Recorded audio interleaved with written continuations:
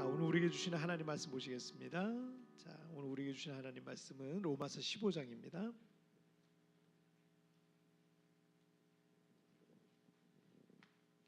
자, 오늘 로마서 43번째 시간입니다.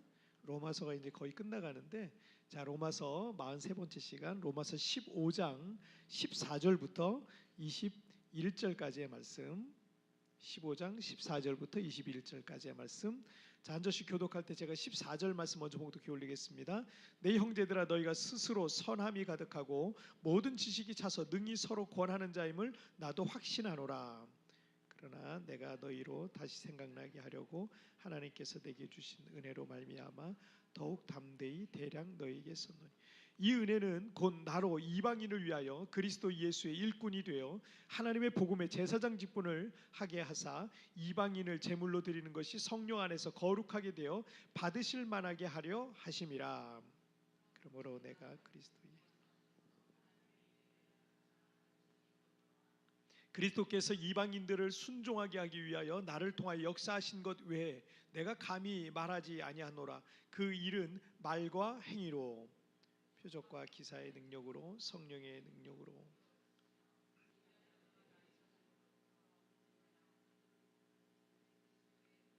편만하게 하려. 자, 또 내가 그리스도의 이름을 부르는 곳에는 복음을 전하지 않기를 힘썼노니 이는 남의 터 위에 건축하지 아니하려 함이라. 기록된 바 주의 소식을 받지 못하는 자들이 볼 것이요 듣지 못한 자들이 깨달으리라 함과 같으리라. 아멘. 자, 오늘 말씀 제목 함께 읽겠습니다. 시작. 선교사의 삶. 다시 한번 시작. 선교사의 삶. 저와 같이 어떤 목회자로 또 선교사로 이렇게 부름받은 분들이 있어요. 이런 분들은 처음에 이렇게 부름받을 때 사실 이렇게 좀 성숙해서, 나이가 들고 성숙해가지고 이렇게 부름받는 경우도 있지만, 저처럼 아무것도 모를 때 부름받는 분들도 있어요. 저처럼 아무것도 모르요. 저는 정말 아무것도 몰랐어요. 그리고 이렇게 부름을 처음 받으면 내가 선교사로 가야 되나? 아니면 나는 목사가 돼야 되나? 이렇게 생각하는 경우가 많거든요. 그런데 이 선교사든 목사든 이 하나님께로부터 어떤 부르심을 받는 사람들은요, 반드시 두 가지를 꼭 기억해야 돼요. 그 두 가지가 뭐냐면, 첫째는 소명이에요. 소명, 콜링이라는 거예요. 소명이고, 두 번째는 사명이에요. 미션입니다. 미션. 하나님께서 부르신 자, 이 소명받은 자들에게는 반드시 이 부름받는다라는 것 자체가 소명이거든요. 콜링이거든요. 그 소명에는 반드시 뭐가 따라온다? 사명이라는 게 따라온다 라는 거예요. 이걸 잊지 말아야 돼요. 자, 로마서 말씀을 기록한 이 사도 바울은 이 교회로부터 파송받은 최초의 선교사였습니다. 오늘 본문에서 이 바울은 선교사로서의 그 소명과 사명에 대한 부분을 우리에게 말해주고 있어요. 그런데 꼭 해외로 파송받은 선교사님들만 그런 선교하는 게 아니고요, 어쩌면 우리도 우리 각자의 자리에서 하나님의 소명과 사명이 있다는 것을 우리가 잊지 말아야 돼요. 그렇다면 우리는 삶의 자리에서 어떤 선교사로 살아야 되는지, 오늘 그 부분에 대해서 우리가 좀 말씀을 나누도록 합니다. 자, 우리 첫 번째 주제 한번 보실까요? 읽겠습니다. 시작. 부르심은 은혜로. 다시 한번 시작. 부르심은 은혜로. 이 바울은 로마서 1장부터 11장까지는 교리적인 부분을 다루고 있죠. 그 다음에 12장부터 15장 13절, 우리가 지난주에 나눈 말씀까지는 이 믿음을 갖고 있는, 그럼 1장부터 11장까지의 그 믿음으로 의롭다함을 받는 그 믿음을 갖고 있는 사람들이 삶에서, 교회에서, 세상에서 어떻게 실천해 나가야 되는 삶을 살아야 되는가를 15장 13절까지의 말씀을 통해서 기록했어요. 그리고 오늘 본문부터는 이제 거의 이제 마무리를 하는 이 로마서의 마무리가 되는데, 오늘 본문부터는 이 바울이 로마서 말씀을 쓰게 된 개인적인 동기, 그리고 앞으로의 어떤 선교 계획, 이런 것들을 말씀하고 있습니다. 이 로마는 로마 제국의 수도였어요. 지금으로 말하자면 미국의 뉴욕이나 워싱턴 같은 곳이 로마였어요. 그래서 당시의 정치, 경제, 문화, 교육, 철학, 종교 등등 모든 세계의 어떤 중심지가 어디였냐? 로마였고, 대단히 뛰어난 사람들이 그 로마에 모여 있었어요. 그런데 그 로마에 로마 교회가 있었습니다. 지금 로마에 이제 그래서 어떻게 보면은 그 로마가 나중에 교회 중심지가 돼서 로마에 지금 교황청이 있잖아요. 바티칸이라는 거는요 그냥 하나의 나라예요. 로마 안에 있는 하나의 나라. 이게 바티칸입니다. 그래서 지금까지도 그 역사가 아직까지도 남아 있는 거예요. 자, 그런데 어쨌든 이 로마 교회가 바울이 이 로마서를 쓸 때 그 로마 교회가 거기 있었던 거예요. 로마 교회가 어떻게 세워졌는지는 사실 알려진 바가 없습니다. 근데 모든 길이 당시에 로마로 다 통했거든요. 그래서 예루살렘 오순절 성령강림, 그 사도행전 말씀 있죠. 오순절 성령강림 사건을 통해서 예수 그리스도를 영접한 사람들이 아마 로마에 이르게 되었을 것이다 이렇게 생각이 됩니다. 그리고 그곳에서 가족들에게 복음을 전했겠죠. 그 다음에 이웃들에게, 친구들에게 복음을 전했겠죠. 그래서 그로 인해서 믿는 자들이 자꾸 모여서 떡을 떼고 막 그러다 보니까 로마 교회가 탄생을 한 겁니다.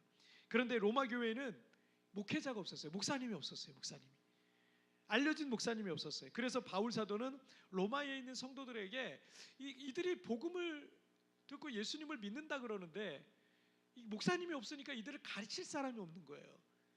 그래서 바울 사도가 이 로마서 말씀을 통해서 그들에게 율법과 복음의 관계, 율법과 믿음의 관계, 그 진리를 로마서를 통해서 좀 더 깊이 있게 복음에 대해서 그들에게 깊이 있게 설명한 것이 바로 이 로마서 말씀이에요. 자, 그리고 16절 말씀을 한번 보실까요? 시작. 이 은혜는 곧 나로 이방인을 위하여 그리스도 예수의 일꾼이 되어 하나님의 복음의 제사장 직분을 하게 하사 이방인을 제물로 드리는 것이 성령 안에서 거룩하게 되어 받으실 만하게 하려 하심이라. 자, 사도 바울은 로마에 있는 성도들을 만나본 적이 없어요. 그러니까 로마에 있는 성도들도 바울을 잘 모르겠죠. 서로 몰라요. 서로 누가 누군지 잘 몰라요. 바울은 로마에 교회가 있다라는 소식을 아마 브리스길라와 아굴라의 그 네로 황제 때 한번 그 박해가 있었잖아요. 박해가 있어가지고 그래서 이제 브리스길라와 아굴라 같은 유대인들이 로마에서 다 쫓겨나게 됩니다. 그래서 잠깐 쫓겨났다가 나중에 돌아가게 되는데, 그런데 그때 아마 이들을 통해서 로마 교회에 대한 소식을 아마 듣게 되지 않았을까 이렇게 생각이 들어요. 자, 그래서 바울은 이 구조를 통해서 자신이 로마 교회에 있는 성도들에게 자신을 소개하는데 나는 이방인을 위한 사도다라는 걸 소개하는 거예요. 서로 모르니까 이방인을 위한 사도로 부름받은 사실에 대해서 말하고 있어요. 자, 그런데 15절에서는 내게 주신 은혜로 말미암아라는 표현이 있고, 여기 16절에서는 이 은혜는 곧 나로 이방인을 위하여라는 말로 시작해요. 자, 그러니까 사도 바울은 자신이 이방인을 위한 사도로 부름받은 것은 하나님의 은혜로 부름받았다라는 걸 말하고자 하는 거예요. 자, 부름받았다. 이게 콜링이라 그랬잖아요. 소명은 하나님의 은혜로 부름받는 거예요. 하나님의 은혜로. 그러니까 여러분, 은혜라는 말은 값없이 베푸시는 하나님의 선물이라는 뜻을 갖고 있잖아요. 하나님께서 우리에게 어떤 은혜를 베푸실 때 자격이 있는지 없는지를 보지 않으세요. 그러니까 어떤 실력이 있는지 없는지, 사랑받을 만한지 안 한지를 보지 아니하시고 그냥 우리에게 은혜를 베푸신다는 거예요. 그래서 우리의 구원 역시 뭘로 받아요? 은혜로 받는 거예요. 내가 자격이 있어서 받은 게 아니에요. 우리의 구원 역시 은혜로 받은 거예요. 사도 바울은 과거 교회와 예수님을 믿던 사람들을 핍박하고 박해하던 사람이었어요. 심지어 여러분, 예루살렘 초대교회 최초의 그 집사님들이 7 집사님이 세워졌잖아요. 7 집사님 중에 스테판이라는 집사님이 있었어요. 이 스테판 집사님을 돌로 쳐 죽이는 일에 굉장히 중요한 결정적 역할을 한 사람이 바로 이 바울이었습니다. 그는 교회와 크리스찬들에게는요 원수 같은 존재예요. 이 사람은 가까이 하지 말아야 될 교회의 적과 같은 그런 존재가 바로 누구였냐면 바울이었어요. 여러분, 이런 사람이 목사가 된다? 이런 사람이 선교사가 된다? 이런 사람이 그런 사람이 될 수 있겠어요? 전혀 어떻게 보면 자격이 없는 사람인 거죠. 그럼에도 불구하고 하나님께서 자신을 사도로 선교사로 불러주셨다라는 건데, 그래서 바울은 이거를 뭐라 그러냐면, 이거는 다른 말로 내가 자격이 있어서 된 게 아니라 하나님이 나를 부르신 거다, 하나님의 은혜로 부름받았다, 이런 얘기를 하는 거죠. 때문에 바울은 고린도전서 15장 10절에서 이렇게 말합니다. 다 같이 읽겠습니다. 시작. 그러나 내가 나 된 것은 하나님의 은혜로 된 것이니 내게 주신 그의 은혜가 헛되지 아니하여 내가 모든 사도보다 더 많이 수고하였으나 내가 한 것이 아니요 오직 나와 함께 하신 하나님의 은혜로라. 자, 때문에 하나님께서 여러분 우리를 부르신 소명은요 하나님의 은혜로 된 거예요. 여기 하나님이 다 부르셔서 오신 거예요. 여러분들에게 목사님들만 선교사님들만 콜링이 있는 게 아니에요. 여러분들도 성도로서 하나님의 자녀로서 콜링이 있어서 우리 교회에 부름 받아서 여기 여러분 이 자리에 있는 거거든요. 그런데 내가 어떤 분야에 탁월한 능력을 갖고 있기 때문에 뭔가 대단한 능력이 있기 때문에 인격적으로 착하거나 선하거나 어떤 공로가 많아서 우리를 부르신 게 아니에요.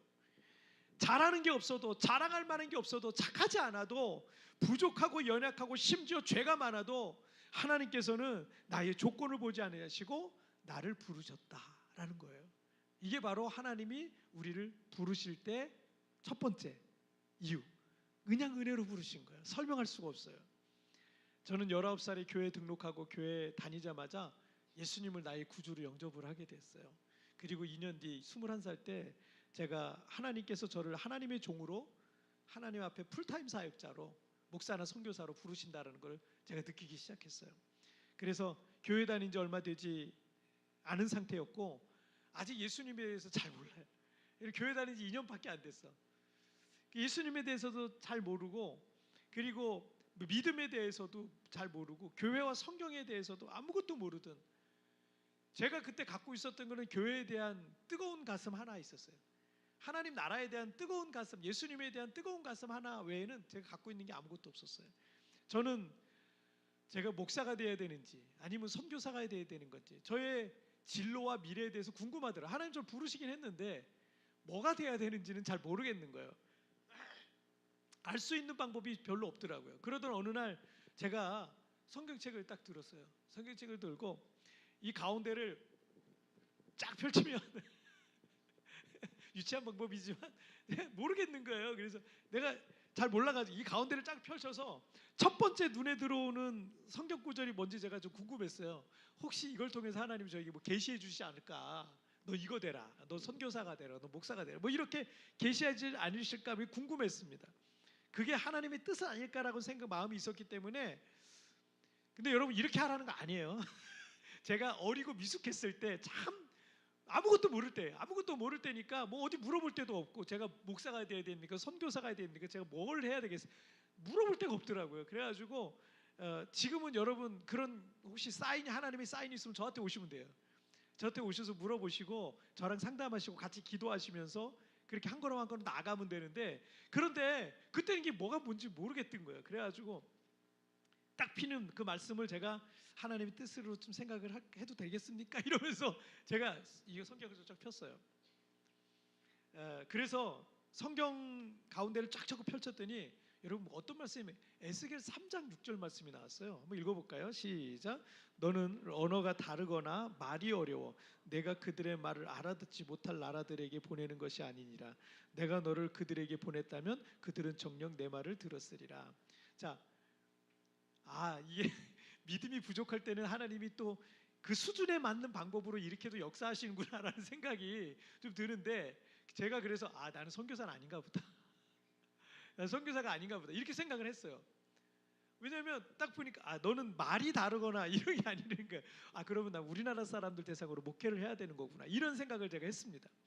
근데 제 마음구석에 이렇게 계속 이제 나중에 신학교를 다니면서도 마음구석에는 내가 혹시 선교사가 되어야 되는 건 아닌가라는 생각을 사실은 종종 했었는데 그런데 요즘 이 말씀을 생각하면 제가 이렇게 선교지에 와 있잖아요. 선교지에 와서 있는데 한국 사람들 대상으로 사역을 하고 있는 거예요. 그래서 말이 통하는 한국 사람들 대상으로 제가 사역을 하고 있더라고요.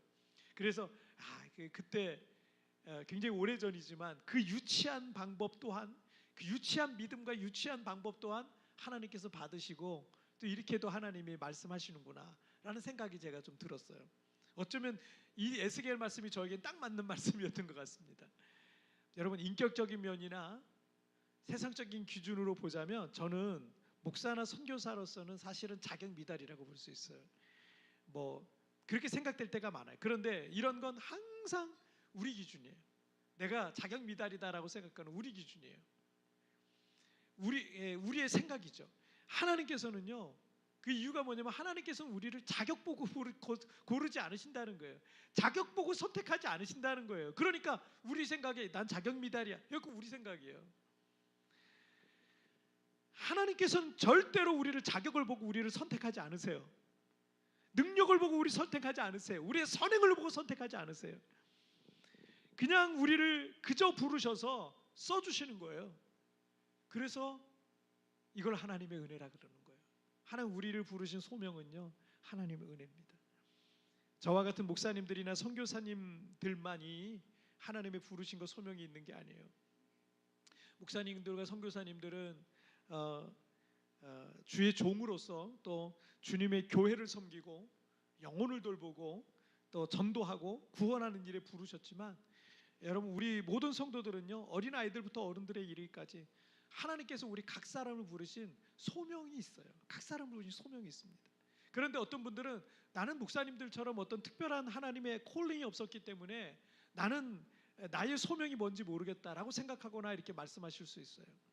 여러분 소명, 그러면 너무 거창한 걸 생각하시면 안 돼요. 하나님께서 우리 각 사람을 부르셨다, 이게 소명이에요. 그 다음에 우리를 부르셔서 어떤 포지션에 우리를 두셨다, 거기에 나를 향한 하나님의 부르심이 있는 거예요. 나를 그 포지션에 두셨다. 우리 가정주부들은 내가 애 낳고 키우느라 경력도 단절되고 내 대학까지 나왔는데 경력도 단절되고 나에게 무슨 거창한 소명이 있겠나 라고 생각할 수 있겠지만, 여러분 그 가정 하나를 세워가는 게 얼마나 중요한 일입니까? 가정이 잘못 세워지잖아요. 여러분 그 인생이 잘못되는, 한 사람의 인생, 자녀들의 인생, 그 가족의 인생이 완전히 잘못돼요. 여러분 가정 하나가 세워지는 게 얼마나 중요한 일인지 모릅니다. 그 가정을 세워가는 일 자체가 중요한 거예요. 자녀를 훌륭한 사람으로 양육하는 일은요, 얼마나 그게 더 중요한 일입니까? 요즘 엄마들이 공부를 많이 했으니까 내가 직장 다니면서 돈을 벌어가지고 아이들 학원비 되는 거, 이 중요한 일이죠. 이것도 뭐 중요한 일이지만 그 좋은 머리로 자녀를 훌륭한 자녀로 세우는 것 또한 여러분 정말 중요한 일인 거예요. 손흥민 선수 아버지가 축구 선수 출신이잖아요. 근데 20대 한창 활동할 현역 시절에 부상을 입었어요. 그래서 부상 입어서 축구 선수를 더 이상 할 수가 없었습니다. 여러분 축구 선수로서 그거 평생 그것만 바라보고 살아온 그분에게는요, 이게 얼마나 절망적이겠어요. 그런데 그 아버지가 그 사고로 인해서 장차 세계를 호령할 월드 클래스 손흥민 선수를 양육하고 훈련할 수 있는 시간을 집중할 수 있는 시간이 된 거예요. 그게 없었으면 아버지가 30대까지 뛰었겠죠. 그러면 애는 애대로 그냥 있었겠지만 언제 맨날 그냥 그 합숙소에서 맨날 훈련하고 이랬을 텐데, 여러분 언제 그 손흥민 선수를 돌보고 훈련하고 이렇게 집중하고, 그리고 아버지가 너무 고생을 하면 내가 너무 고생했으니까 너는 하지 마라 이럴 수도 있잖아요. 그런데 자기가 꿈을 이루지 못했으니까 오히려 그 시간에 손흥민 선수를 더 집중했을 수 있었던 거죠. 여러분 우리 학생들에게는 공부로서 또는 학교에 나를 향한 하나님의 소명이 있는 거예요. 여러분이 장차 어떤 대학에 들어가서 어떤 공부를 하고 어떤 사람이 되는가라는 것도 중요한 일이에요. 하지만 그때는 그때 그 자리에 소명이 또 있을 거예요. 지금은요, 하나님께서 우리 학생들에게 여러분 주신 포지션 있잖아요. 공부잖아요. 그럼 공부해야 되는 거예요. 머리가 나빠도 할 수 있는 최선을 다해야 되는 거고, 또 그 학교라는 포지션 있잖아요. 여러분 학교 왜 보내셨겠어요? 거기에 또 다른 친구들이 있잖아요. 다른 친구들도 만나는 거예요. 그 친구들과 좋은 관계를 세워가야 돼요. 그 친구들에게 선한 영향을 미치도록 해야 되고, 그리고 그들을 전도하는 것 등이 나를 향한 하나님의 뭐예요? 소명인 거예요. 그게 지금 나는 그 소명을 감당해야 되는 거예요. 저에게는 우리 세부강명교회가 소명과 사명이 있는 거예요. 저를 여기에 부르셨잖아요. 그런데 제가 이 하나님의 부르심을 따르지 않고 맨날 교회 밖으로만 돌아, 맨날 교회 밖으로만 돌고 어디 놀러 다니고 그런다면 여러분 되겠습니까? 안 되겠습니까? 안 되죠. 안 되는 거예요. 여기에 하나님께서 저를 통해 하시고자 하는 그 뜻에 제가 순종해야 되는 거예요. 그게 제 소명이, 그 부르심 때문에 여기 온 거예요. 제가 성도들을 말씀으로 잘 양육해야 되고 교회를 잘 세워가는 게 저를 향한 소명이고 사명인 거예요. 제가 그거 감당해야 되는 거예요. 여러분이 직장을 다니고 어떤 사업을 할 수 있어요. 여러분 거기에도 하나님의 소명과 사명이 있다는 거 아십니까? 있어요. 기억하셔야 돼요. 괜히 어쩌다 보니까 내가 이런 직장을 다니고 이런 사업을 하고 있는 게 아니에요. 하나님의 은혜 가운데 나를 이 자리에까지 인도해 주셨는데 그 일을 통해서 하나님께서 나를 더 훈련시키실 수도 있고 더 성숙시키실 수도 있고 발전시킬 수도 있고 그 일을 통해서 하나님께서 하시고자 하는, 나를 통해서 하시고자 하는 어떤 일이 있을 수 있는 거예요.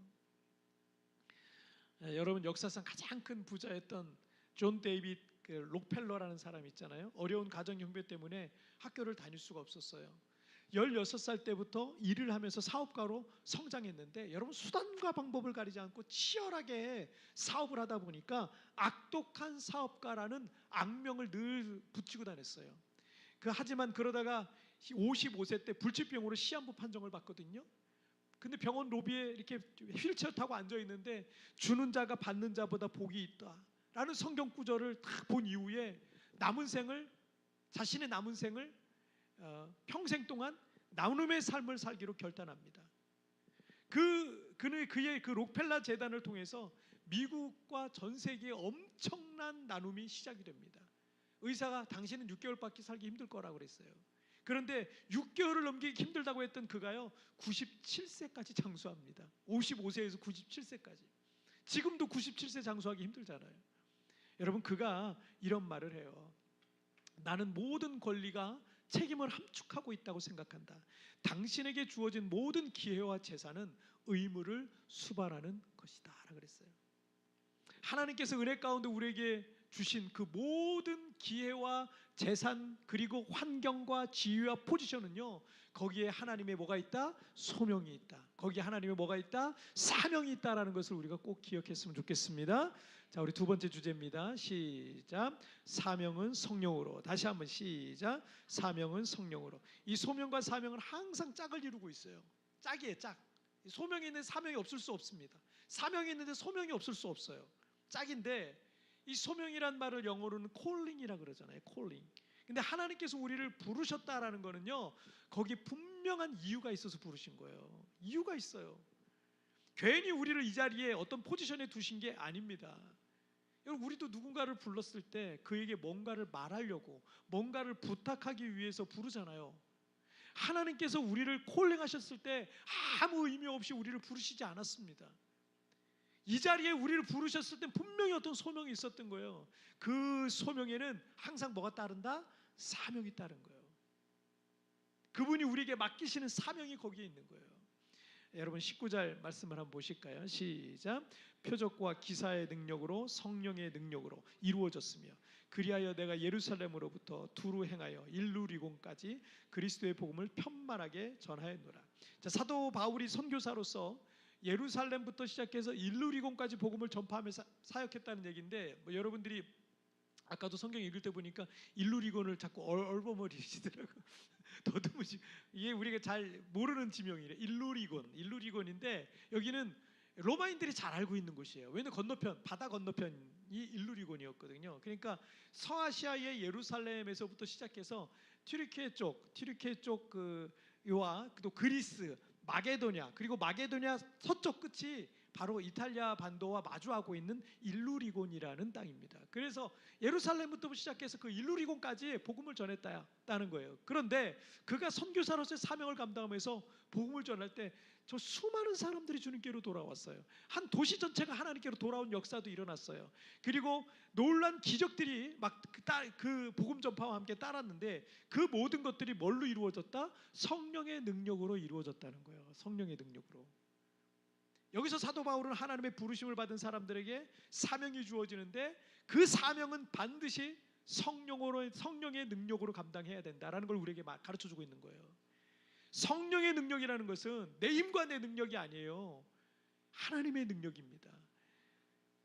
내 힘과 능력에는 한계가 있죠. 그런 한계에 부딪힐 때마다 우리는 절망하고 낙심하기 때문에 내 힘과 능력을 의지하며 어떤 일을 감당하는 것은요, 여러분이 자주 절망하고 자주 낙심하게 됩니다.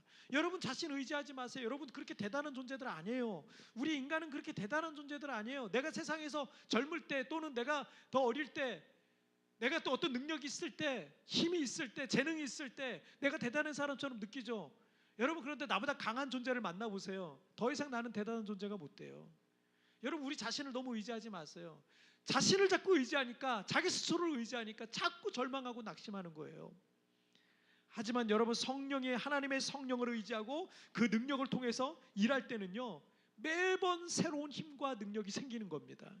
여러분, 누가복음 12장 11절과 12절 말씀 읽겠습니다. 시작. 사람이 너희를 회당이나 위정자나 권세 있는 자 앞에 끌고 가거든 어떻게 무엇으로 대답하며 무엇으로 말할까 염려하지 말라. 마땅히 할 말을 성령이 곧 그때 너희에게 가르치시리라 하시니라.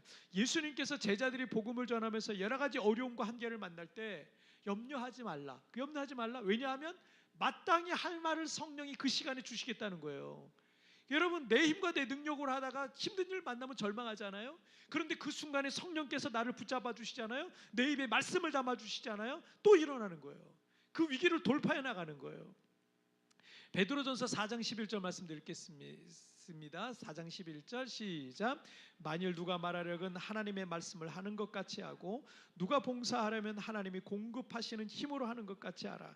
이는 범사의 예수 그리스도로 말미암아 하나님이 영광을 받으시게 하려 함이니 그에게 영광과 권능이 세세에 무궁하도록 있느니라. 아멘. 사도 베드로 역시 우리가 어떤 일을 하려고 할 때 우리가 갖고 있는 지식과 지혜와 말과 능력으로 하지 말고 뭘로 하라? 하나님의 말씀을 하는 것처럼 하라는 거예요.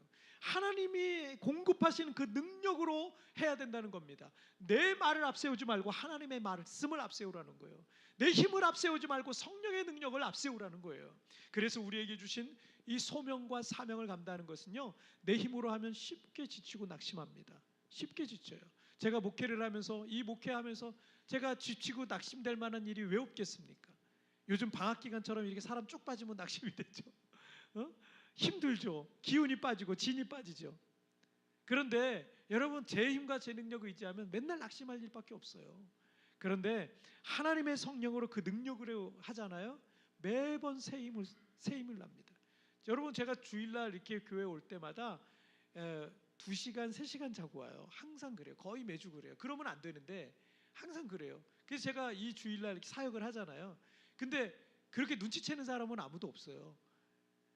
왜냐면 할 수 있거든요. 얼마든지 할 수 있어요.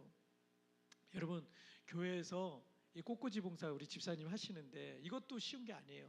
여러분들은 맨날 꽂혀 있는 꽃 보니까 쉽죠. 보는 건 쉽잖아요. 근데 이게 쉬운 일이 아니에요. 이거 깔본이라고 하는 여기 재래시장 거기 험해가지고 아무나 못 가요. 우리 집사님이 하시는 분이 태권도 유단자니까 이걸 하시지 아무나 못 가요 거기. 그래서 거기 돌아다니면서 예쁘고 적당한 꽃을 찾고 꽃꽂이 그걸 가져와가지고 이제 꽃꽂이 하고 또 주중에는 꽃이 시들지 않도록 아침 기도회 때마다 오셔가서 꽃에 물도 주고 본인이 또 못 올 일이 있으면 또 목원들 다 시켜가지고 목원들이 다 물도 주게 하고 다 정리하게 하고 막 이러시더라고요. 여러분, 내 힘으로 하면 이거 지쳐요.